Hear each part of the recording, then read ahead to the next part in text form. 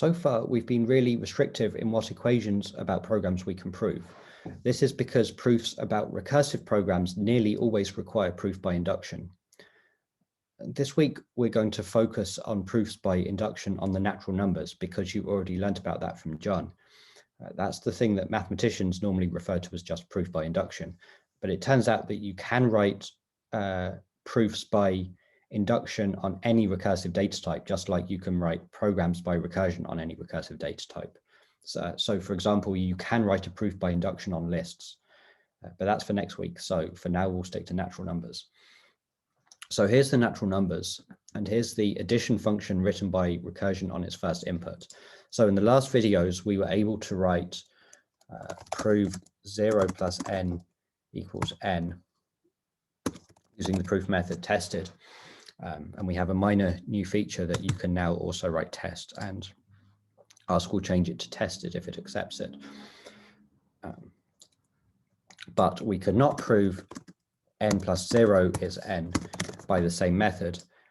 And the reason is that we need proof by induction to do this. So think back to what you learned last semester about proof by induction and think, how would you prove this informally?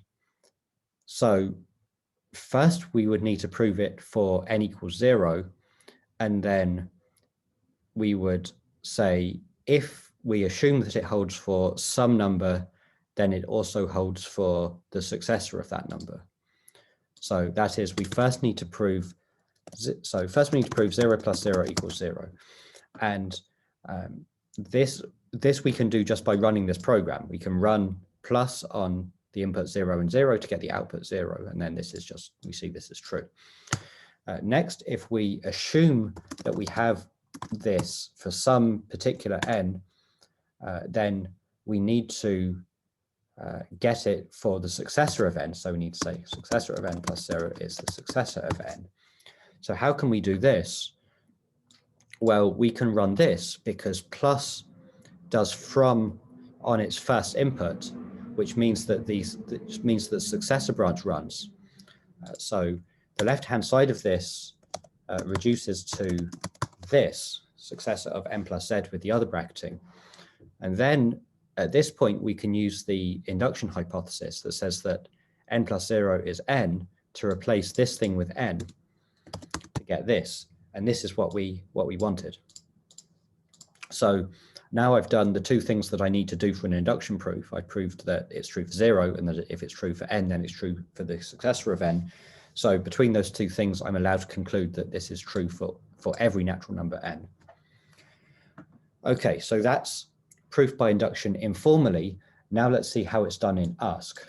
So I'm going to say prove n plus 0 equals n inductively n to tell Ask that I'm planning to do a proof by induction on n. And then Ask will generate a subgoal, prove n plus 0 equals n. And this currently doesn't happen because of a bug. And when you say this, Ask will silently give you an inductive hypothesis.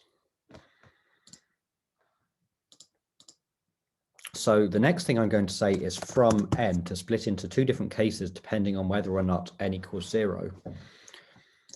So now something very strange happens. So there's an invisible first line, and then in the second line, the names are mangled by a bug. So the invisible first line is prove 0 plus 0 equals 0. And this I can do by test. Now, on the second line, I can also say test. And there's an invisible subgoal here saying prove m plus z equals m. So here, when I split into cases, n is the successor of m. So m is n minus 1. So I have to prove this. And this is the inductive hypothesis. And I can get this by given, because it became given when I said inductively n.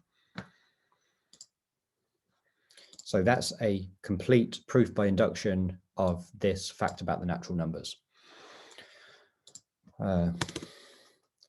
Okay, now I'll give you a much bigger example. That is when we add three numbers together, then it doesn't matter which way we put the brackets. So prove a plus b plus c equals a plus b plus c. So in case you think that this is a boring fact, you shouldn't, because this is not actually a trivial fact about addition. So for example, for subtraction, this is not true. So although this looks a lot more complicated, this thing has three variables rather than just one. We can actually prove this by basically the same method, the same structure of proof. So I'm going to say inductively A, then we get the sub-goal, same thing again.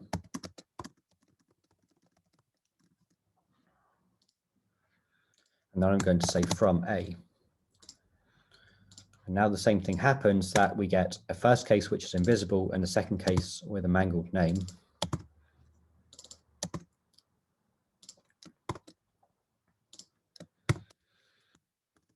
So the invisible first case here is prove 0 plus b plus c equals 0 plus b plus c.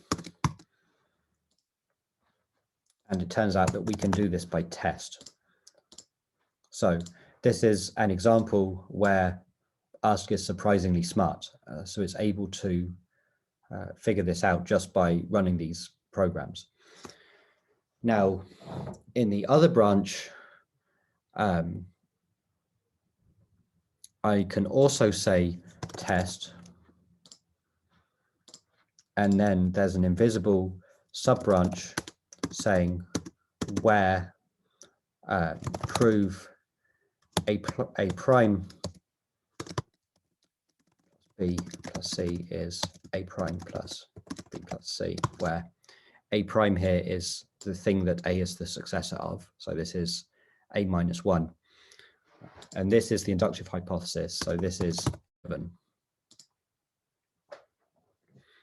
Okay.